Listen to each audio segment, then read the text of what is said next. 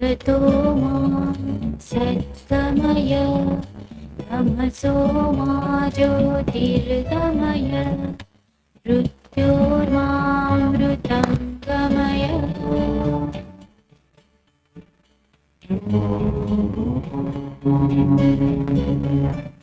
असतो मा सद्गमय तमसो मा ज्योतिर्गमय मृत्योर्मामृतं गमय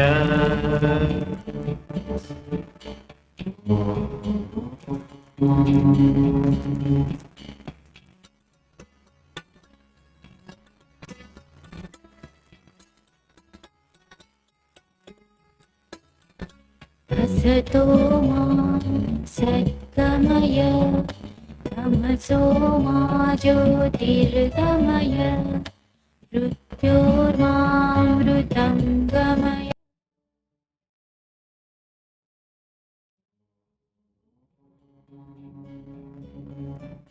असतो मा सद्गमय तमसो मा ज्योतिर्गमय मृत्योर्मामृतं गमय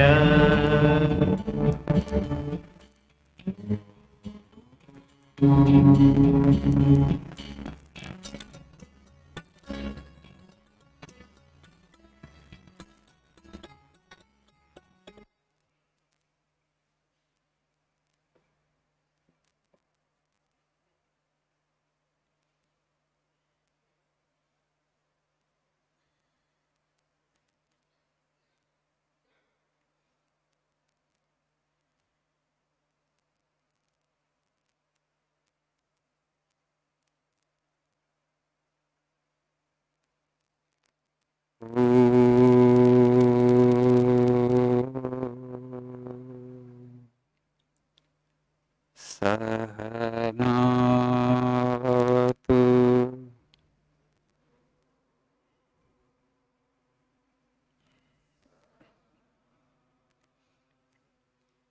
सहनौ भुनक्तु सह वीर्यं करवावहै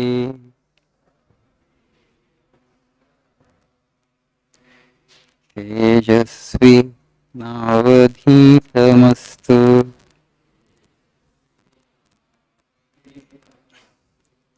मा विद्विषावहै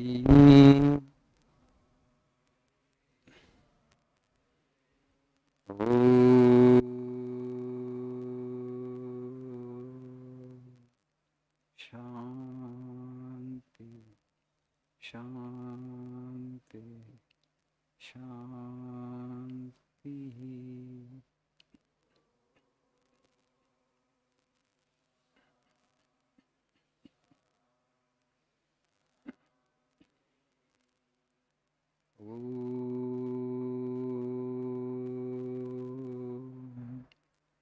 असतो मा सद्गमय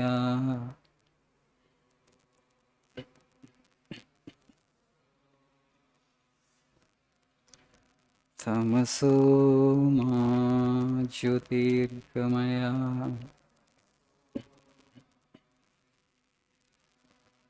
मृत्योर्मामृतं गमय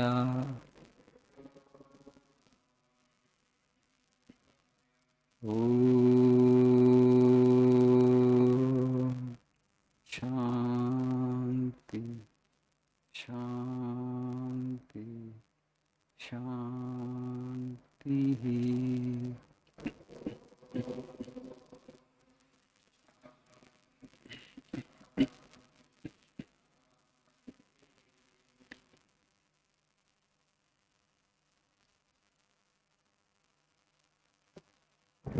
Good evening.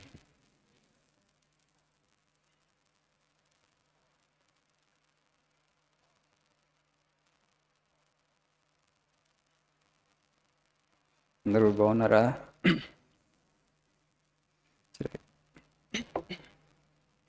ఎండలో చాలా కష్టపడి వచ్చారు. Very hot.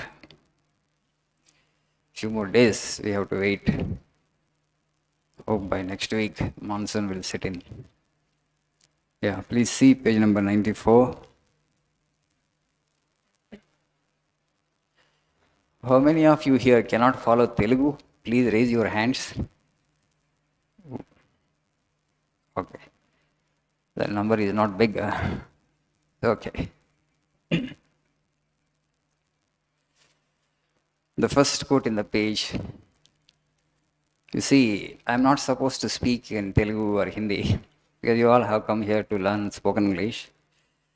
I prefer to speak in English only, but sometimes the ideas are so abstract.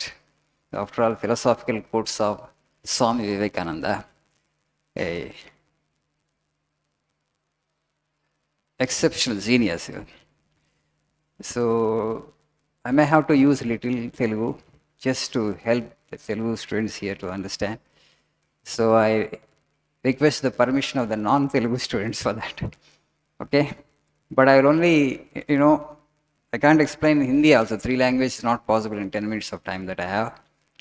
So the majority of the people are Telugu speaking, to make them understand the idea better. I may use a little Telugu, please forgive me for that. Yeah. Page number 94, the first quote in the page. Behind everything, the same divinity is existing, and out of this comes the basis of morality. Do not injure another, love everyone as your own self, because the whole universe is one. In injuring another, I am injuring myself. In loving another, I am loving myself. Very plain, very simple statements, right? Behind everything, the same divinity is existing, and out of this comes the basis of morality. Morality means naitikata, ethics.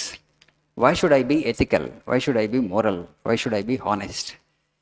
We all have these questions. Swami is saying behind everything is same divinity. Daivatvam we call it, Sanskrit. So all life is one. Basically, it's an expression of the one divine. So by injuring others, I injure myself. By loving others, I love myself, truly. By exploiting others, I exploit myself. By hurting others, I hurt myself. ఇతరులను బాధ పెడితే నిన్ను నువ్వు బాధ పెట్టుకుంటున్నావు. How? Because you will go down in the ladder of karma. You will have inferior birth. Next birth will not be a great birth. We have figured it out actually in this culture, the ultimate mystery of life.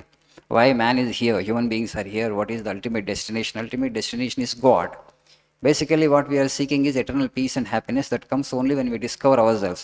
That's called self-realization, atma-jnana, mukti, moksha, kaivalya, God realization. They're all synonyms. So that is the ultimate destination, ultimate goal. If that is the goal, you will achieve that goal faster if you practice non-violence to the greatest extent possible. Okay, the greatest exponent of non-violence and the person who had sincerely struggled his entire life to put that ideal of non-violence into practice. Tell me the name. Mahatma Gandhi. Did he not try? Ahimsa and Satyagraha, right? His idea of ahimsa is completely different idea. Kaya, vacha, manasa. Not hurting others through physical might, that's one thing. Okay? Not abusing others through words, that is another thing, subtle level.